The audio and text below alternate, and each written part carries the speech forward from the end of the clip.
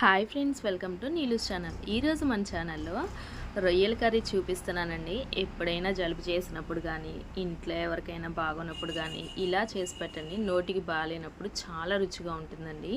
చాలా easy process. ముందుగా కావాల్సినవి ఒక 2 ఆనియన్స్ చిన్న చిన్న ముక్కలుగా వేసుకొని మిక్సీ జార్లో వేసుకొని పేస్ట్ చేసుకున్నాను.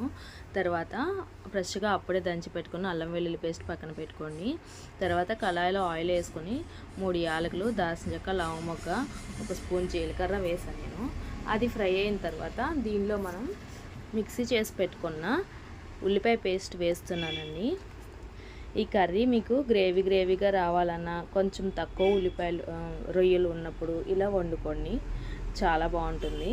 తర్వాత కొంచెం పచ్చిమిర్చి ఒకటి చీలికలు కట్ చేసి వేసాను. ఇది కూడా ఆయిల్ ఫ్రై అయ్యేంత వరకు కూడా ఫ్రై చేసుకోండి. దీనిలోనే అల్లం వెల్లుల్లి పేస్ట్ కూడా 1 స్పూన్ వేసి కలుపుతున్నాను.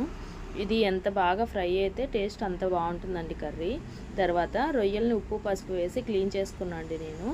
ఆ రొయ్యల్ని కూడా కర్రీలో యాడ్ చేస్తున్నాను. యాడ్ చేసి ఇది కూడా ఒకసారి 1 నిమిషం పాటు బాగా ఫ్రై అయ్యేంత వరకు కూడా ఫ్రై అవనివ్వండి.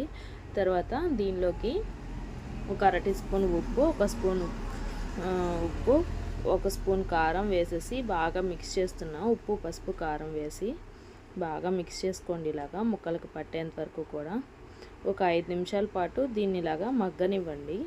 మూత వేసి మగ్గించుకోండి. మీరు 5 నిమిషాల పాటు తిప్పుకుంటూ మగ్గనివ్వండి. పచ్చి వాసన పోయేంత వరకు కూడా బాగా తిప్పండి.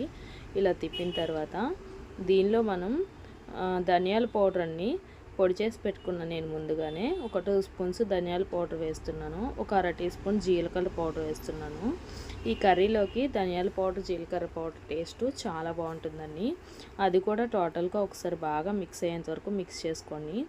తర్వాత చిన్న సైజ్ అంతా నిమ్మకాయని నేను రసం తీసి పెట్టుకున్నానండి. ఆ నిమ్మకాయని కూడా దీనిలో యాడ్ చేస్తున్నాను.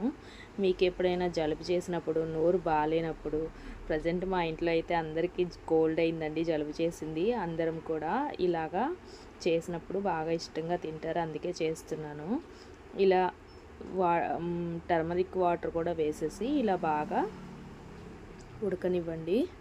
ఇలా ఉడికిన తర్వాత లాస్ట్లో గరం మసాలా వేసి తిప్పేస్తున్నా. అంతే అండి, సింపుల్గా రొయ్యల కూర రెడీ అయిపోయింది.